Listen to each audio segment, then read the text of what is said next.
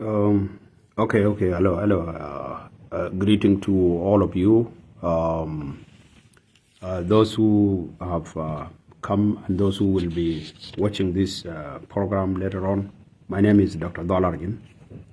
I'm actually coming to analyze an inclusive peace talk that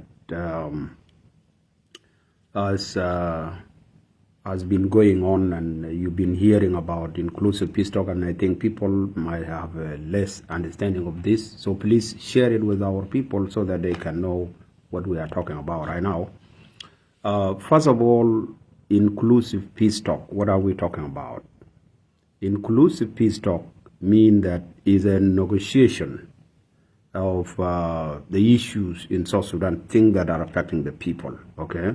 The war itself, the corruption, the leadership, the parties, the displacement of the people, the refugees issues, all these, whether constitution crisis, all these issues, they need to be discussed, they need to be understood. And for the people to discuss them and understand them, so many parties and people who are in South Sudan must be allowed actually to share their view. So when you share your view as in a peace talk, then that's what we call the inclusive peace talk. Okay, so it involves people who don't have power. It involves people who have power. It involves people who are of armed group. It involves people who actually have different view. People don't agree with you. People agree with you. This is what we call inclusive peace talk. It never been done in South Sudan before. Never done. Nobody did it actually. The Tumani agreement exclude a lot of people. The Revitalized Peace Agreement exclude a lot of people. So parties were excluded, women group were excluded, youth, they were excluded. And in my argument is the reason why there is war. Is the reason why there was a war in March 2025. You can see the war erupted in Nasser, first of all. The war erupted in Nasser was between the government forces and the White Army forces. So you see right now, but the peace agreement was signed between the IO forces and the government forces. White Army was excluded. So this is my argument is that anything that exclude, any talk that exclude a small party because they are small will mean the war will come back again. Any agreement, anything that you sign, and then you exclude a small group of people, whether they are women group, whether they have arm, whether they don't have arm, it means there will be a war. It means the issue will not be solved. So those peace agreements that you see were signed before, they were only dealing with the interests of the leaders. That's why we have a problem. So there is something going on right now. There is a peace talk being called, and this one is supported by the international community, is supported by the region, is supported by almost some of the South Sudanese. So my call here is that this inclusive is very important. We need all the factions to be included in the agreement, whether they are women, whether they are youth, whether they have power, whether they have arm, they need to be included in the peace talk so that the view can be heard, so that those agreements, they don't fall apart like the Revitalized Peace Agreement 2015, 2020, 2018, or Tumani Agreement, or Rome Table. Those are fake. Those are just leaders that actually go there, sign an agreement, and then the problem still is left out. So I think inclusive peace talk can work for South Sudanese, not war, because the war is not going to solve the problem. Okay, the war is actually going to increase a lot of problems, as we have seen right now. Already, the war has killed almost like 500,000 people. Okay, 500,000 have died because of the war, and we are talking about 2 million people being displaced, internal displacement, refugees camp, and issues like that. So much displacement, starvation, no food. People they are actually dying because of diseases, political instability. So it's a lot of problem the war is coming with. So now, because of this, and the worst thing is that the war that is being fighting is going to turn to be a civil war. Okay? So a civil war usually is misunderstood by many people. They misunderstood civil war. Okay? They think that civil war can remove the government, civil war can remove the dictator. That's how John Grant taught the people. Actually, he was wrong, actually. Civil war doesn't remove dictator. Civil war does not actually remove government. And that's why we have 22 years in the struggle without achieving South Sudan.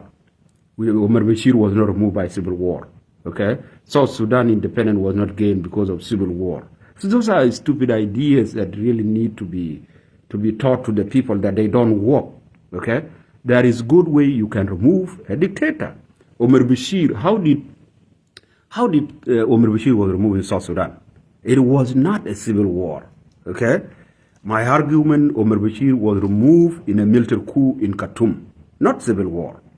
So why will you fight a civil war right now when you know it's not going to work with you? It's not going to take out Salva Kiir. It's not, it's not going to remove even the government. Okay? So I believe this war needs to stop, and people need to go to the inclusive peace agreement. People need to go to the talk, because this agreement, by the way, agreement like Revitalized Peace Agreement 2018 was really very good. Okay, it was going to solve the problem. The problem with this is that the people of South Sudan allow the politician to benefit from the agreement. So instead of the agreement to be implemented, actually it was used by the politician to loot from the oil money. So they share the oil money, and people just watch it because they think they are entitled to that money. They are not, actually. Salva Kiir is not entitled to the oil money. Whether Riek Machar, they are not entitled.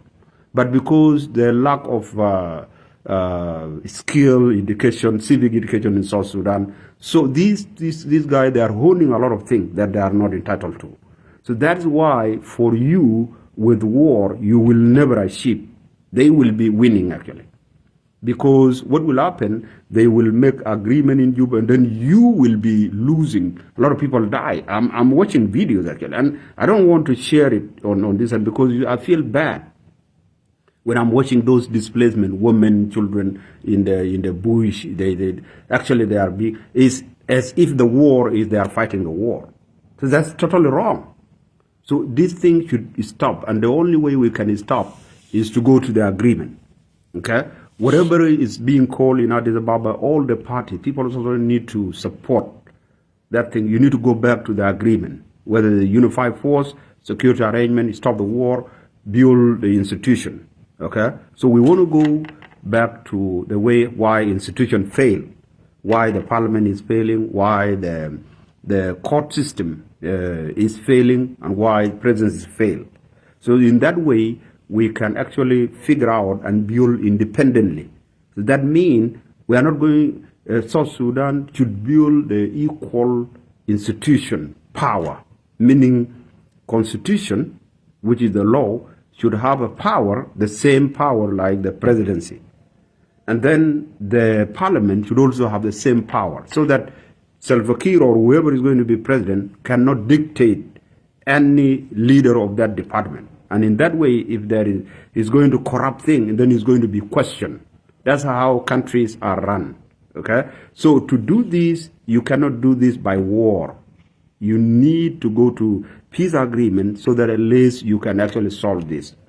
So I'm talking about, let me talk about a little bit about how the agreement can help you, especially the opposition. Okay? So this peace agreement can actually shift the war. The war right now is more focused on on the people who are actually innocent. So that means the location of the war is actually on the opposition side. Okay? So for you to shift this kind of idea and shift it to be to overall South Sudan, to affect South Sudan as a whole, because the country is not one region. Country is not Upper Nile. Country is not Equatoria. Country is not Barkazal. The country is all over the state, all over the region. So if one region affected by war, then something is wrong. Okay? So now for you to do this, is only the agreement will allow you to do this. Okay? Because you will be able to shift this war all over South Sudan.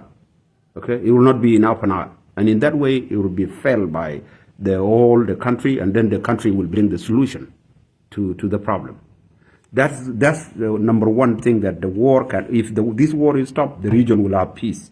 Second is that right now, because of the humanitarian crisis, a lot of people are being displaced from their home, with children and women and disabled people, old people. They are in the bush. Okay, so not necessarily from the war, they die of disease, they die of hunger. This one, to stop the war, will allow humanitarian agencies, companies or organizations that are willing to help, so they will have access to those people. They can, maybe food, they will help with strategy, they will help with education, health sectors, a lot of things. So we'll get in. Only peace can do that. Okay? Because this, we are talking today, I was reading, it was 280,000 in one region, just one small region, imagine. So we're talking about another one, it will double up to 300,000.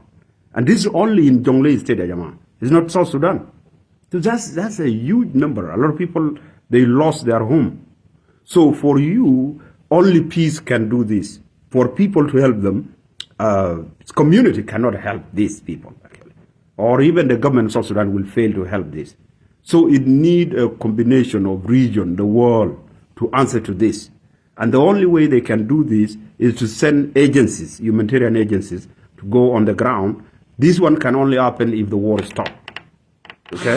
If the war is stopped, then the people will go and have access to those vulnerable people who are actually being affected by the war. So that's one advantage, that the people can have access. Another thing is that those armed groups that you see they are fighting right now, if they don't know what they are fighting for, or they don't have a strategy to stop the war, they will actually come back again and become strong.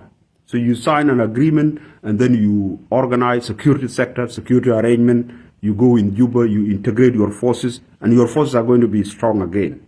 Okay, and then you will know why, how, what was the problem. Like right now, there's a lot of mistake actually that I'm seeing in the war. So this is very important for us to stop the war. Is actually that it has advantage to help our people. The number one thing that is the killing that is happening also will stop. And that is why inclusive peace talk is good for all of us. What we advocate is that all factions, whether you have forces, whether you are a tribal force, you need to actually join the inclusive peace talk. In that way, your issue will be heard. In that way, your problem can actually be understood and how we can solve it. So I'm calling that the people of South Sudan, this is what you should advocate right now, is that we need the inclusive peace talk to be implemented, and actually the people should support this so that the war can be stopped. Okay, this one will help us a lot in so many things that are going on. So I think problem with people who might be in this thing, whether they need to fight, there is a lot of problem right now with that idea of fighting now.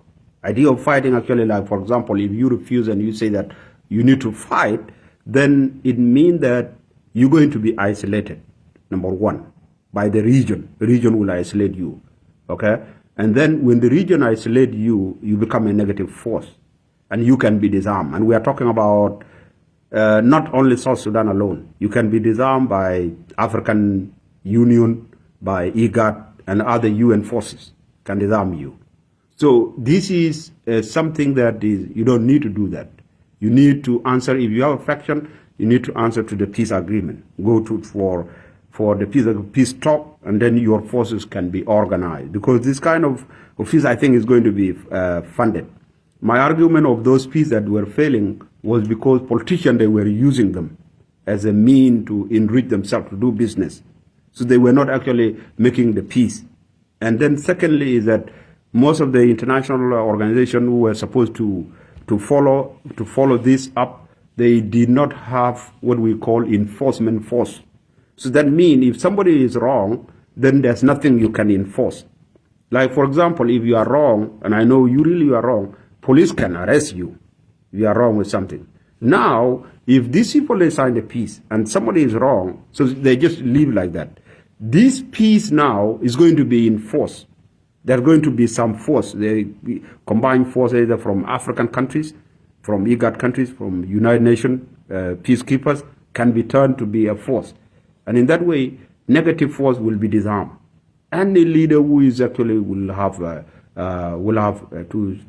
want not peace and they want to fight, you have to prove that when you are fighting, what are you fighting for? If you say you're going to defeat Salva Kiir, then it means that are you going to do this without displacing the people, without making people suffer? It's impossible. The only way you can do this unless you are fighting in Juba. Otherwise, if you're fighting in any state in South Sudan, then you will displace thousands of people and then you leave them. So that's why we are saying civil war, they are not a good way to remove a dictator. That's what I was arguing, okay?